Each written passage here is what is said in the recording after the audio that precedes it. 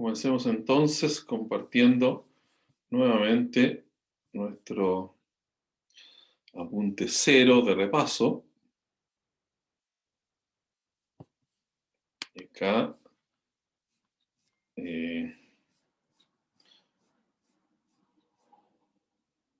vemos a partir de la diapositiva que se llama serie de potencias.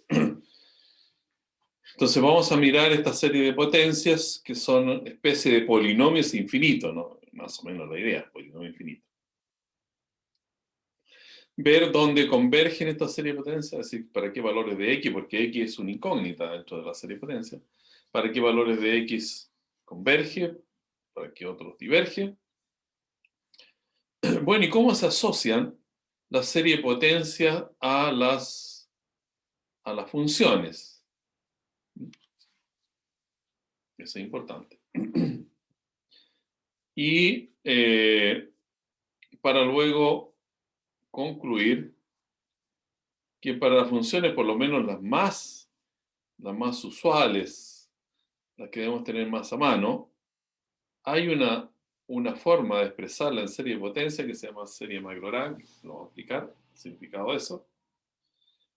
Bueno, ¿y qué son estas? La primera corresponde a la serie de geométrica, que ya lo hemos visto. La segunda es la exponencial, el coseno, el seno y el logaritmo. Con esa uno se puede defender bastante bien en lo que viene más adelante en el curso. Miremos entonces nuestra serie de potencia. Y eso lo explico acá en la pizarra. Serie de potencia, entonces.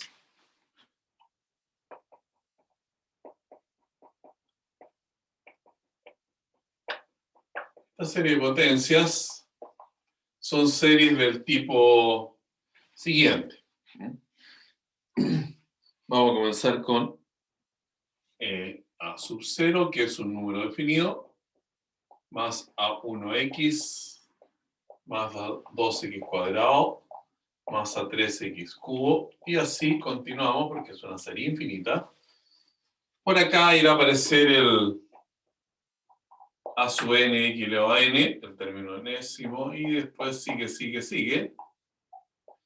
Bueno, y todo esto entonces se nota como la sumatoria de n igual 0 a infinito, de a sub n x elevado a n. Ven ustedes, cuando n vale 0, queda a sub 0, x elevado a 0 que 1, queda a sub 0. Cuando n vale 1, a sub 1, x elevado a 1, a sub 1x. Cuando n vale 2, a sub 2, x cuadrado, aquí está. Es una serie de potencias. Entonces la idea es que representa una especie de polinomio infinito. Entonces, si le damos un valor específico a x, si le damos a x un valor numérico, se obtiene obviamente una serie numérica.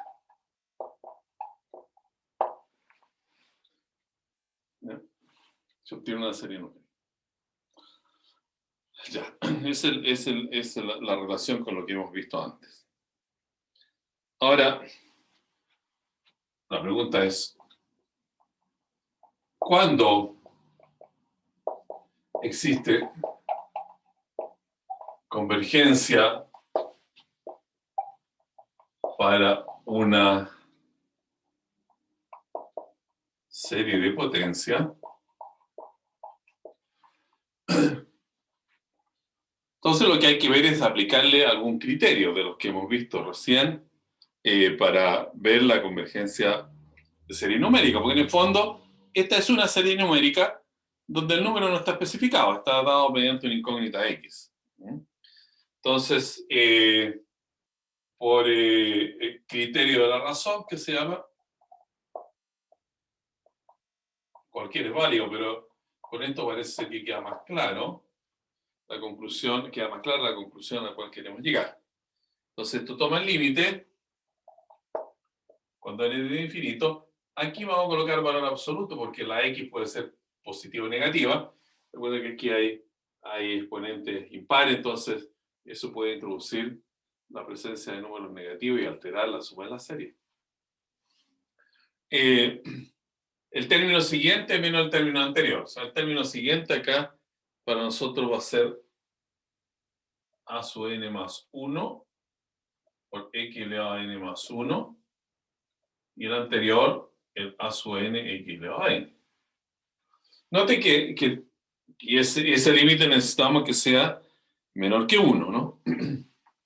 Para que haya convergencia. Eso decía el criterio de la razón. Ahora, los x elevado a n se simplifican y simplemente todo esto llega a ser x. X elevado a n más 1 partido por x elevado a n es x. Y como el límite tiene que ver con la variable n y no con x, el x puede salir fuera. Entonces, fuera del límite queda x igual acá, multiplicado por el límite n tiende a infinito de a sub n más 1 partido por a sub n. Así, menor que 1. Y si se despeja x, bueno, x sería menor que 1 partido por todo este límite. Límite n tiende a infinito de a sub n más 1 partido por a sub n. 1 partido por. Lo que también significa, ¿no? Porque este x sigue estando en valor absoluto, que el x, para este valor que vamos a llamar, esto es dividido, ¿no? Esto pasó dividiendo. Está multiplicando, pasa dividiendo sobre el 1. Esto que vamos a llamar R, ese número, que lo vamos a poder sacar para cualquier serie que nos dé. Está especificado el a sub n más 1 y el a sub n. Este R es el radio de convergencia. Se llama radio de convergencia. Radio de convergencia. Entonces, si ese valor es R, el X está comprendido entre menos R y R. Entonces, la serie de potencia S de P converge en estos valores, entre menos R y R. Para cualquier número acá, la serie de potencia converge. La serie de potencia diverge en estos valores fuera. Aquí está R, aquí está menos R y R. Entonces diverge para valores fuera del intervalo. Acá. Menores que R, mayores que más R. Y estos puntitos acá, estos puntitos, estos dos, bueno, se ven en forma particular.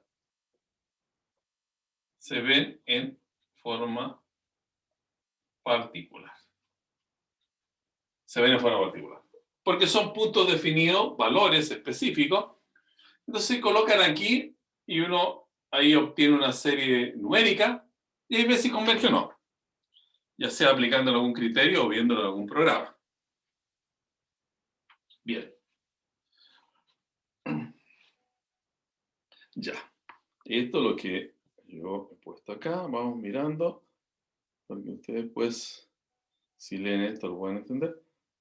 Bueno, allí este apunte lo escribí a principios de marzo. Le puse una L, L de límite, ¿no? A este valor. Pero este número, el recíproco de L, entonces es lo que se llama el R que puse aquí, radio de convergencia, ¿no?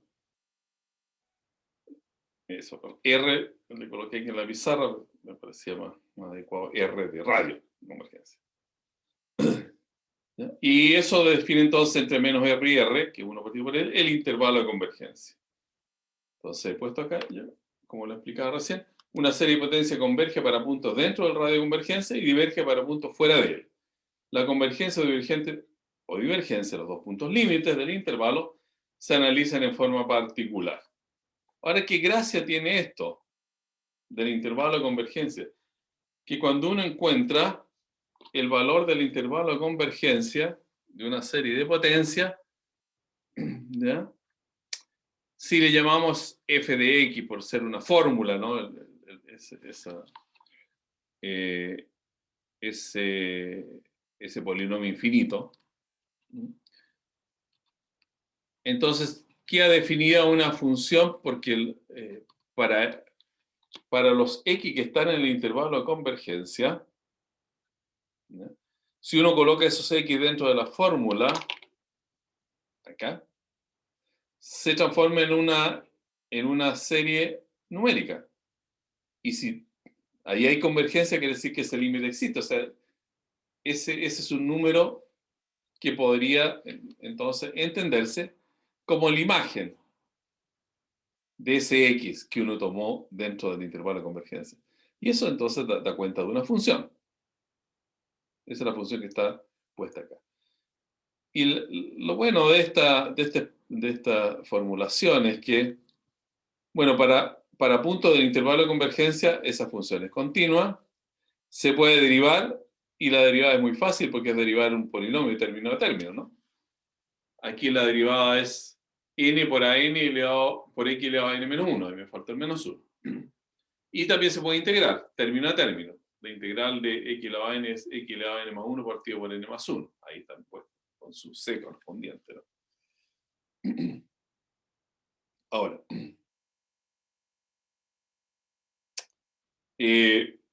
tomemos un ejemplo, que viene, y lo voy a desarrollar también en la pizarra. Ya. Entonces, lo anoto primero antes de dejar de compartir para tenerla acá como un ejemplo desarrollado.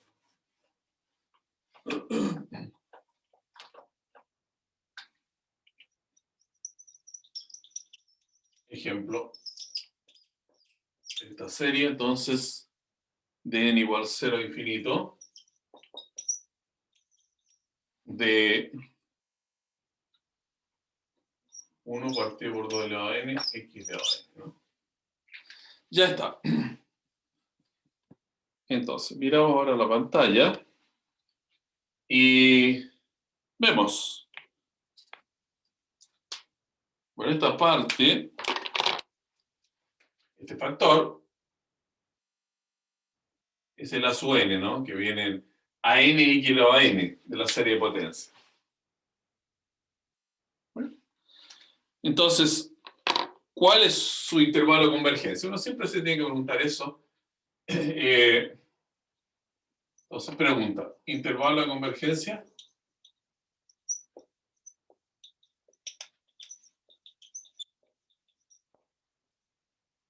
Ahora, la gracia de la serie de potencias es que siempre van a tener intervalo de convergencia, ¿no? Lo más malo que puede pasar es que el intervalo de convergencia sea cero, o sea, que todas las x sean cero y todos queden cero, digamos. Bueno, desapareció todo, pero por lo menos se puede entender que en ese caso también hay un intervalo de convergencia. Entonces, nuestro a sub n es 1 partido por 2 elevado a n. Entonces, ¿cómo se obtenía el R? Bueno, aquí lo mejor es volver a desarrollar todo. Era a sub n más 1. O sea, 1 partido por 2 elevado a n más 1. Partido por a sub n. 1 partido por 2 elevado a n.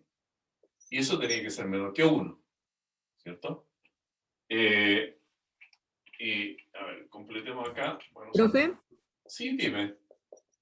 hay un compañero que quiere entrar, por favor. Oh, ¿qué le pasó? Que está afuera. Este aquí más arriba. ¿Cómo se? No. Eh,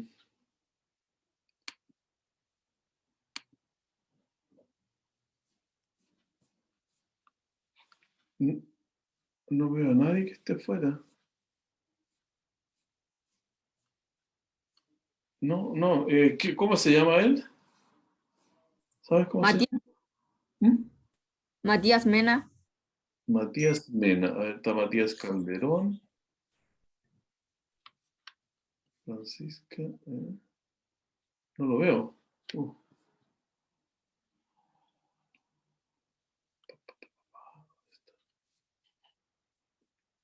O sea, no veo aquí que esté esperando.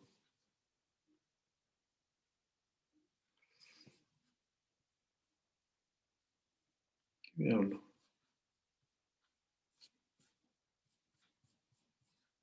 Eh, no, disculpa, no veo que está Matías Mena esperando. ¿Y por qué no? Si todos pueden entrar, nadie de ustedes ingresó aquí con autorización, digamos que yo se la dé directamente, ¿no? Entonces, ¿por Le qué voy a avisar, profe. A lo mejor se equivocó de del curso? lado, pero está en otra clase. Puede ser, ¿ah? Me suena el nombre, sí, pero no está aquí. Si todos ustedes pueden entrar directamente, o sea, todos los que están registrados entran directamente, ¿no? Eh, Cuando uno pone bloque, sí, o sea, bloquea algo, ahí hay que autorizar cada vez, pero no es el caso en este curso. Ya. Entonces veamos acá. Yo le decía que siempre es bueno no aprenderse esa fórmula de SR con el 1 partido por el límite, ¿no? Porque hay confusión. Lo mejor es tomar la definición original AN más 1 partido por AN y hacerlo. Aunque claro, aquí hay pasos que se repiten, pero bueno, el X sale fuera del límite porque se va a reducir a X, simplemente X elevado a N más 1 partido por N es X, sale fuera del límite porque el límite no depende de X, el límite depende de N. Ya. Y acá es, vamos a bajar el límite, N tiende a infinito. Bueno, y esto se reduce a qué? A un medio. Simplemente, ¿no? La N también se fueron de acá. ¿Ya? Y el límite de un medio. O sea que el X, este es un medio, y el 2 pasa multiplicando, X menor que 2.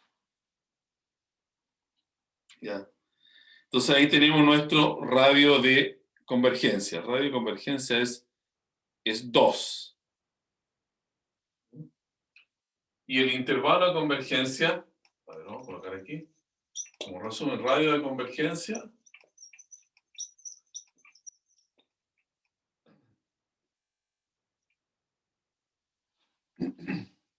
R es igual a 2. Y el intervalo de convergencia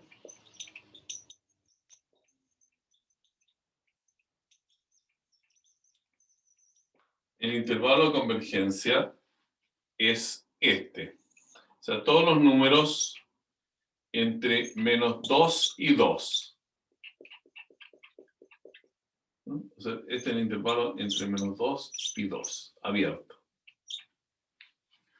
¿Ya? O sea, para cualquier número que ustedes tomen aquí entre menos 2 y 2, por ejemplo, en 1,5, lo colocan aquí en vez de X y esa serie va a ser una serie numérica que converge.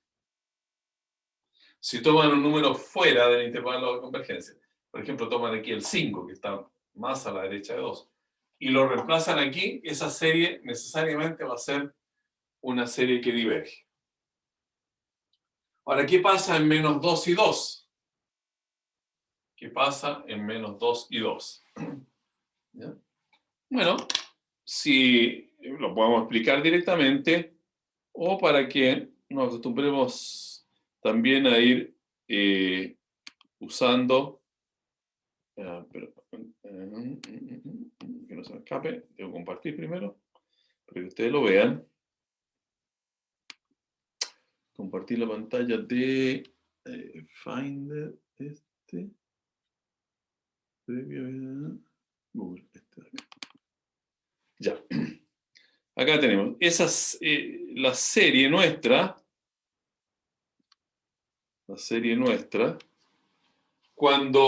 primero cuando n vale 2, voy a colocar todo, ¿no? Voy a colocar todo. Recuerden que el A sub n en nuestro caso era 1 partido por 2 elevado a n. Ese es el A sub n. Y el x ahora es 2, en el primer caso. O sea, por 2 elevado a n. Bueno, en el fondo es la serie del 1, ¿no? Y si uno tiene 1 más 1, 1 más 1, 1 más 1 más 1, 1 más 1 más 1, eso va creciendo porque los resultados son 1, 2, 3, 4, o sea, va a ser divergente. Pero, comprobémoslo con esto, ir, dice, está pensando un poco, la serie es divergente. Divergente. ¿Y qué pasa en el otro caso? Cuando n es menos 2. A ver, si coloco paréntesis aquí, menos 2. Aquí lo arreglo un poco, lo saco esto de acá y lo elevo a n. Lo voy a perder todo. No sé cómo devolverme, entonces lo mejor es pinchar de nuevo e ingresar. Era a 1 partido por 2 elevado a n, esa era nuestra a sub n. Y después venía menos 2, porque quiero tener acá menos 2. Acá, mejor así, menos 2. Salimos de este paréntesis y ahora lo elevamos a n. Ahí está muy bien todo, con el menos 2. ¿Qué pasa con el menos 2? También es divergente. Claro, porque aquí, en el fondo, es la serie menos 1 elevado a n, ¿no? Eso se lo voy a explicar también acá en la pizarra. Entonces ya sabemos que en esos dos puntos hay divergencia, ¿no? O sea, aquí lo anotamos. El programa nos lo dijo. Divergencia y que hay divergencia. O sea, ninguno de esos dos puntos se puede tomar como puntos del intervalo de convergencia. Yo le decía recién que era más o menos lógico porque, a ver si acá tomamos x igual a 2, ¿qué serie queda? N igual 0 hasta infinito, de 1 partido por 2 elevado a n y 2 elevado a n. O sea, la serie de n igual a infinito del 1, porque todo esto vale 1. ¿Cuáles son las sumas parciales? Es 1, 1 más 1, que es 2, 1 más 1 más 1, que es 3, 1, 2, 3, y así sigue, ese es el límite infinito. Y cuando tengamos el otro caso, en este otro extremo izquierdo del intervalo, acá entonces será 1 partido por 2 elevado a n, por menos 2 elevado a n, tal como lo colocamos allí en el computador, y eso es suma de menos 1 elevado a n. De n igual a 0 infinito. Entonces, ¿cuáles son los términos ahí? Cuando n vale 0 queda 1, cuando n vale 1 queda menos 1. Después queda con cuadrado queda 1, con cubo queda menos 1. O sea, las sumas son 1, después vendría 1 menos 1, que es 0, después tendríamos 1 menos 1 más 1, que es 1, a continuación 1 menos 1 más 1 más menos 1, que es 0, y así se va, saltando entre 1 y 0. Eso no tiene límite. No tiene límite, es una sucesión de sumas parciales que va oscilando.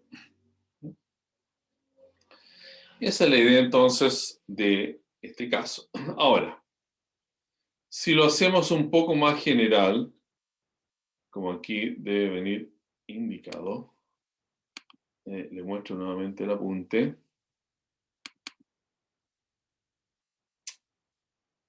Ya. Así. Entonces, esta serie de potencias que hemos ejemplificado aquí, 1 más 1 medio elevado a x más 1 partido por 2 al cuadrado, x cuadrado, etc. Tiene una suma que se saca con el mismo procedimiento que hicimos el primer ejemplo, porque es una serie geométrica. O sea, tiene un valor que es 1 partido por 1 menos x, como lo dijimos anteriormente. Entonces lo que se dice aquí, que esta serie de potencias, que está a la izquierda, representa esta función. Representa esa función. En buena cuenta, entonces, trabajar con esta función es lo mismo que trabajar con esta serie de potencias. O sea, si uno quiere derivar esta función, la f de x, 1 partido por 1 menos x, es lo mismo que derivar aquí la serie de potencias, que se deriva término a término.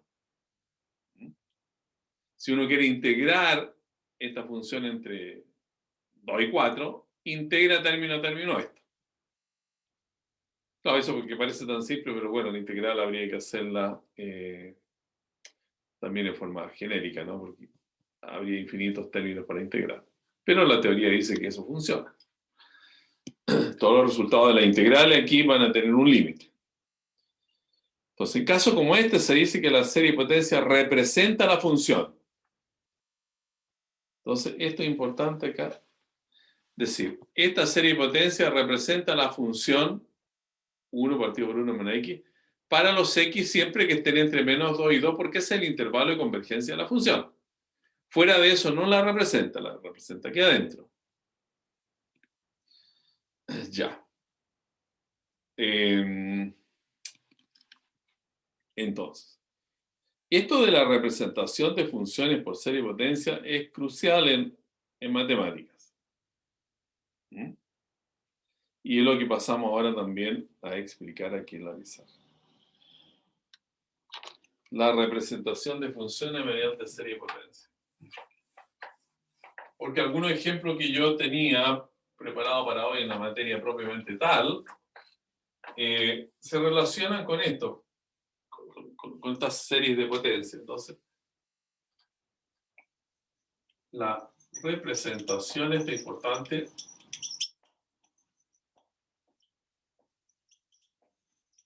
de funciones mediante series de potencias.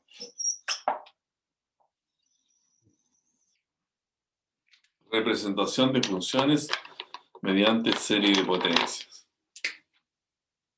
Muy importante en matemáticas. Ya. Entonces, ¿cuál es la idea?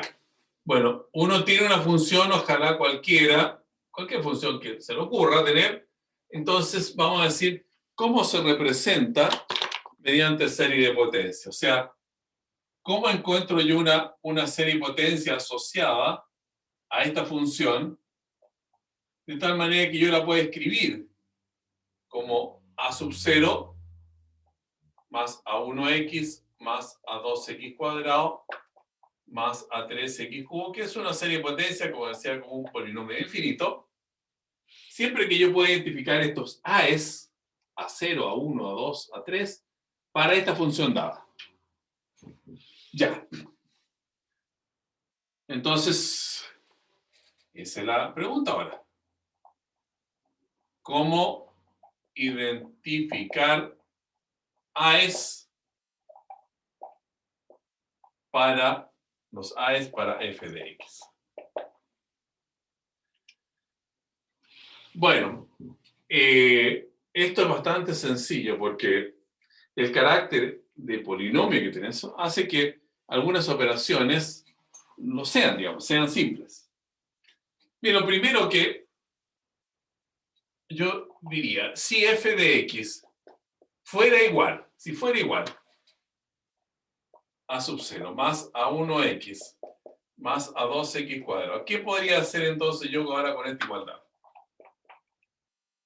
Etcétera. Bueno, si x vale 0, ¿qué tendríamos? Si x vale 0, bueno, Todos estos términos desaparecen al reemplazar x por 0 y se salva solamente a sub 0. Es decir, que haría f de 0 igual a sub 0. Con lo cual ya tenemos el valor de a sub 0, que sería f de 0. Excelente. Ahora, ¿cómo hago para encontrar el a sub 1? Bueno, si esta función corresponde a este polinomio, yo puedo derivar la función. Supongamos que esas derivadas existen, entonces, si calculamos la derivada de esta función, la derivada va a ser igual a la derivada de ese polinomio infinito, serie y potencia, la derivada de a sub 0, una constante 0, la derivada de a1 por x sería a sub 1, la derivada que sigue sería la derivada de x cuadrado, que es 2x a sub 2, o sea, 2 a sub 2x, del término que sigue la derivada de x cubo, 3x cuadrado, 3 a sub 3x cuadrado, y así sigue hacia adelante. Todas van a tener x. Luego, si x vale 0, nuevamente, lo referimos a ese valor, que sería f' en 0. F' en 0 reemplazamos 0 en vez de x acá, y lo hacemos también en vez de x en el segundo miembro. Con lo cual, desaparecen del segundo término en adelante todos. Y se salve el a sub 1. Perfecto, a sub 1. Entonces ya encontramos el valor de a sub 1, que es f' en 0, la derivada de f en 0. Seguimos con el próximo. Derivamos otra vez más la segunda derivada en x. La segunda derivada en x. La segunda derivada en x es derivar la primera derivada. La derivada de sub 1 es 0. Aquí sería 2a sub 2. Esta derivada de x cuadrado 2x. Tendríamos 6 a sub 3x. Y siguen términos con x, evidentemente. Y al reemplazar, como lo hicimos antes, x por 0, tendríamos la segunda derivada en 0, igual 2a sub 2. Con lo cual, a sub 2 es igual a la segunda derivada en 0 partido por 2. Puesto así como una fracción. Partido por 2. Eso es. Y ahí, así uno sigue con este ejercicio de ir sacando derivadas y reemplazándola en 0. Sacando derivadas, reemplazándola en 0. Entonces se da cuenta que si eso sucede, entonces lo que vamos a tener es que, ya nos recordamos cuáles son los valores, ¿no? Que f de x tendría que ser igual a f de 0, que era sub 0. El a sub 1, recuerden, era la primera derivada en 0 por x. Después venía este que era la segunda derivada en 0, pero partía por 2. Ahora, para que esto sea consistente en la notación, este le vamos a poner 1 factorial, este le vamos a poner 2 factorial porque se van acumulando. Cuando uno deriva x a la cuarta una vez, es 3 por x cubo, después la deriva otra vez, es 3 por 2 x cuadrado y así sigue. O sea, se forma un factorial allí. Este es x cuadrado, después vendría la tercera derivada a partir de 3 factorial, x cubo más puntitos. Así sigue para adelante. O sea, de tener una función esa representación, uno ya sabe cómo encontrar los valores de los coeficientes de ese polinomio infinito, que es la serie de potencia. Sería eso. Si fuera así, sería eso. Entonces, siempre la pregunta es, bueno, ¿cuándo es así? Cuando se tiene la igualdad. ¿Cuándo se tiene la igualdad? O sea, si yo tengo una función, esto lo puede calcular fácilmente. Bueno, relativamente fácilmente. Pero se puede calcular. Porque derivar se supone que uno sabe hacerlo.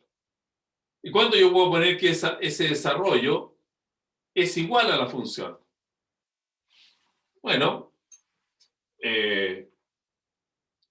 teóricamente, igual cuando si yo aquí reemplazo el x por un número del dominio de la función, da un resultado, recuerden que ahí sería una serie numérica, que es un límite, es igual a la imagen de la función en el punto. Pero claro, comprobar eso punto por punto no tiene sentido. O sea, hay que tener aquí un criterio para decir cuándo la igualdad procede a tenerse. Miremos, apunte, acá. Se fijan lo que he explicado recién en la pizarra, está puesta en esta diapositiva. Supongamos que se tiene la representación, ahí sacamos f de 0, f', f segunda, f késima. Entonces, la conclusión a que hemos llegado hasta este momento es, eso se tiene. Se tiene que la función podría representarse de esa manera. Excelente, representarse en términos de serie de potencia. Entonces, la pregunta es, ¿bajo qué condiciones se produce la representación? Y ahí viene este matemático, Taylor, que estableció cuándo eso se podía hacer. ¿Bajo qué condiciones se puede hacer? Entonces dice lo siguiente, Taylor. Para una función f de x que tiene derivadas continuas hasta el orden n+1, o sea, tiene que tener derivada para ir sacándole ese f' en 0, f segunda en 0, tercera derivada en 0, cuarta derivada en 0, tiene que tener derivada de cualquier orden. En un intervalo y que está centrado en ese punto A, en torno al punto A. Entonces, f de x es igual, dice, a un polinomio de Taylor más un residuo. O sea, él dice, claro, la función es igual a eso que usted desarrolló. Pero ojo, no se entusiasme, no le ponga que es igual a toda la serie. Sino que lo que él asegura y lo que él demuestra es que es igual más algo que es desconocido, Rn, y se llama el residuo. Y el residuo, noten ustedes que anda muy a la par con, en expresión, con los términos, porque el residuo que sigue al término enésimo tiene n+1 factorial abajo, porque aquí tenía n factorial. Acá es x más a elevado a n, aquí x menos a elevado a n más 1, si bien es próximo. Y aquí la derivada, que era enésima, es derivada de n+1. Pero, aquí viene la diferencia, digamos. No está calculada en A, en ese punto acá, sino que está calculada en un punto xi, una cosa rara que está entre x y A. Pero si uno logra demostrar que ese límite es 0, entonces es válido. O sea, para una función, uno coloca la expresión de este R sub n, el resto. Y si logra demostrar que ese límite es 0, perfecto. Ahí puede escribirse que f de x es la parte del polinomio de Taylor más todo lo que sigue adelante, en adelante. Aquí yo tengo un ejemplo, que es el caso del seno x. Entonces, encontrar, dice el polinomio de Taylor de aproximación de f de x seno x con exactitud 0.005, tomando a igual 0, centrado en 0, y el intervalo entre menos pi medio y pi medio. ¿Ya? Mire, acá en este caso, esta es la expresión del R sub n. El R sub n era la derivada de n+1 de la función en ese punto que es una cuncuna, xi, partido por n+1 factorial, por x menos 0, estamos tomando el a igual 0, elevado a n+1, y queremos que ese resto que se llama del polinomio sea menor que 0,05. Ahí está. Ya. Entonces, decimos aquí, como f elevado a n significa la derivada enésima, y f es, en nuestro ejemplo, seno de x, Bueno, las derivadas, si uno empieza con la derivada de seno, sabemos que es coseno, la otra derivada, que sigue, sería la derivada de coseno, que es menos seno, y después sería la derivada de menos seno, que es menos coseno, y después la derivada de menos coseno, que es más seno, o sea, se vuelven a repetir. Porque la derivada de seno y coseno son las mismas, salvo que hay un signo entre medio que hay que tener cuidado cuando se efectúa la derivación. Pero la gracia es que, como el seno y el coseno son valores que están comprendidos entre menos 1 y 1, está definido, entonces esta derivada siempre va a estar acotada por 1, nunca va a ser mayor que 1, porque esto va a ser seno o coseno, más o menos, y en ambos casos son menor que 1. Entonces, para acotar el factor x más 1, porque esto ya lo tenemos acotadito, ¿no? Esa parte ya lo tenemos acotada. Y para acotar esta otra, entonces, consideramos un periodo del seno x entre menos pi medio y pi medio, como nos decían que lo hiciéramos acá. Menos pi medio y pi medio. Entonces, de esta manera, los x varían entre menos pi medio y pi medio, el mayor valor de x es más pi medio, y eso lo colocamos como una cota superior. Y queda en vez de x, entonces pi medio elevado a n más 1. ¿Ya? Que es menor que 2 elevado a n más 1, porque acá este pi medios es 3,14 partido por 2, es 1, y tanto, ¿no? Entonces, para hacer las cosas fáciles, le colocamos un 2, que es un poquito mayor que 1, y tanto, allí. Esto se reemplaza por algo un poquito mayor, que sea un número entero, y queda elevado a n más 1 tal como está ahí. Todo esto se coloca acá. Y ese sabíamos que estaba acotado por 1. Ahí está el 1 que no está puesto. El n más 1 factorial está acá. Y el x elevado a n está aquí, 2 elevado a n más 1. Eso es lo que tenemos. Y esta expresión la tenemos que hacer menor o igual que 0,05. Ahora, si uno ensaya aquí numeritos, hay que tener paciencia con esto. ¿Qué número n hace que, al reemplazarse acá, el valor de esta fracción sea menor que 0,05? Aquí yo he puesto por ensayo y error, encontramos que n vale 8. O sea, colocamos aquí, bueno, será el 4, será el 5, vamos haciendo los cálculos. Y tenemos que avanzar de tal manera a encontrar el primero que quede menor que 0,05 de los valores de n. Y eso resulta ser n igual a 8. Uno podría decir, bueno, esta es una inecuación, claro, pero es una inecuación que tiene grado n, ¿no? Porque tiene este factorial. Si no tuviera el n factorial, podría quizá incluso llegar a ser un poquito más fácil de calcularla. Pero aquí de esa manera lo podemos hacer. Ahora, ustedes dirán, sí, pero puede que estemos toda la vida buscando el valor de n. Bueno, allí nos van a ayudar a nosotros, y eso van a ser ustedes después expertos en hacerlo. Y este mismo problema, la próxima vez también podríamos abordarlo de esa manera. Esto lo podemos hacer mediante un listado de términos de la sucesión. Y eso llevarlo a una planilla Excel. Bueno, y esto de alguna manera programarlo.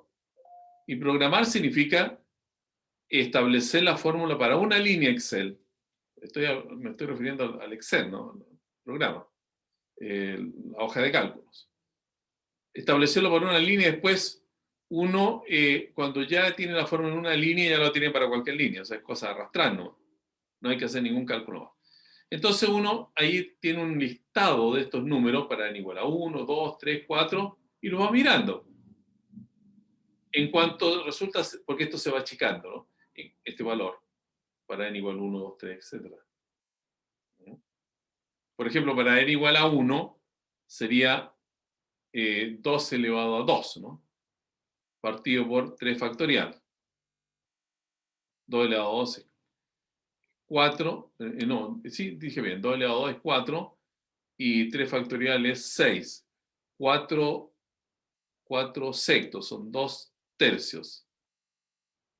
Bueno, 2/3 es 0,6. Aún no alcanza a ser menos que 0,05. Pero rápidamente esto va achicándose porque el factorial es un número que crece muy rápido y como está en el denominador hace que la fracción decrezca muy rápido. Y ahí entonces uno ve en esa tabla Excel qué pasa. Ese ejemplo Excel, porque la próxima clase vamos a ver este tipo de cosas, el uso de Excel, que es la clase de ejercicio, y ahí voy a recordar para que un ejemplo lo tomemos aquí de esto mismo, ¿no? Entonces, ¿qué es lo que dice eso? Bueno, que nuestra fórmula, seno x, hay que tomar n igual a 8. Y eso queda expresado entonces de esa manera. El octavo término fue reemplazado por este 0005. Ahora, esa comprobación, claro, en el caso seno y coseno tienes, en realidad en todas estas acá no es tan difícil hacerlo, pero uno no lo hace, ¿no? Y de hecho es lo que después podemos incluso ahora mismo, el caso de e elevado a x, entonces ir a compartir pantalla con nuestro programa, ¿dónde está aquí? Entiendo que es este, que tiene, acá está. Entonces miramos acá, convergencia, EDO, cálculo, transformar la Laplace, serie Taylor, Maclaurin, aquí. Y, bueno, queremos la serie de potencia del E elevado a x, por ejemplo. E elevado a x. Y se la pedimos mientras trabaja.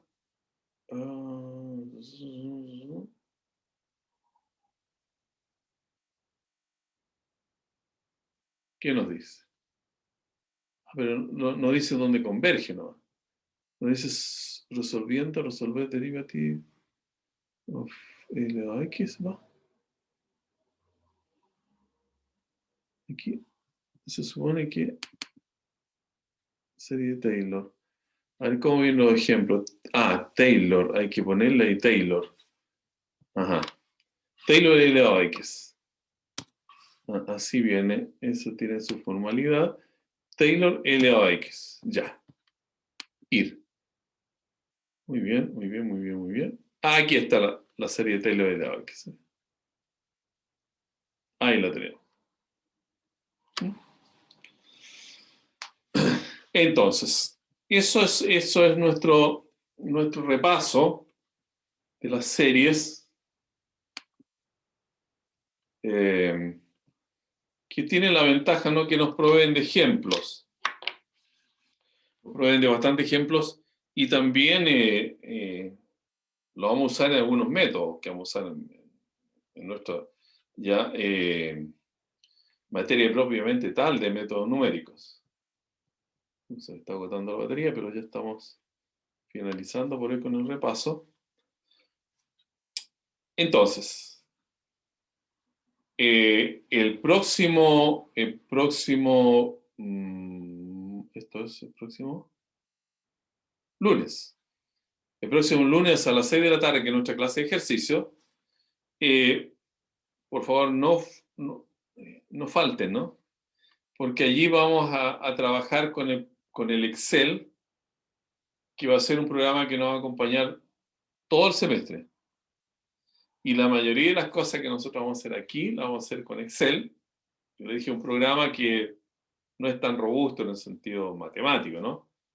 Pero tiene la ventaja que es accesible, viene dentro del Office, en todos los computadores Windows, y es fácil de manejar, y de alguna manera uno hace un pequeño como programa de las sucesiones, de la secuencia, ¿no?, de cálculos. Entonces, ese día vamos a practicar esencialmente Excel en algunos problemas, por ejemplo, como esto, de serie de potencia. yo voy a preparar una lista de ejercicios de uso de Excel, que se lo voy a colocar el fin de semana. Este apunte 0 también va a estar en la casilla de los apuntes del curso. Y ahora comenzamos al cerrar la sesión de hoy, el computador va a comenzar a tomar esta grabación y la va a poner en algo MP4, creo que se llama la extensión. Y yo se la subo ahora mismo al YouTube. Y la dirección para llegar al YouTube a esta clase va a estar también en el reco, en la casilla de los enlaces. Si por casualidad alguien dentro de, bueno, unas 2 horas más por si acaso, ¿no? Digamos a las 7 como hora límite. Si alguien no ve la grabación de esta clase, por favor me lo dice por correo. Yo voy a estar atento a eso. Pero espero que se pueda hacer dentro de este tiempo. Yo creo que 2 horas es suficiente, ¿verdad? Por mucho que ande lento todo el sistema.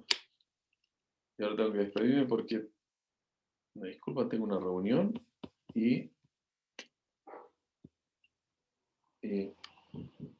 eso comenzaría a las 5 del día de hoy. Es accidental que tengo esa reunión hoy a las 5.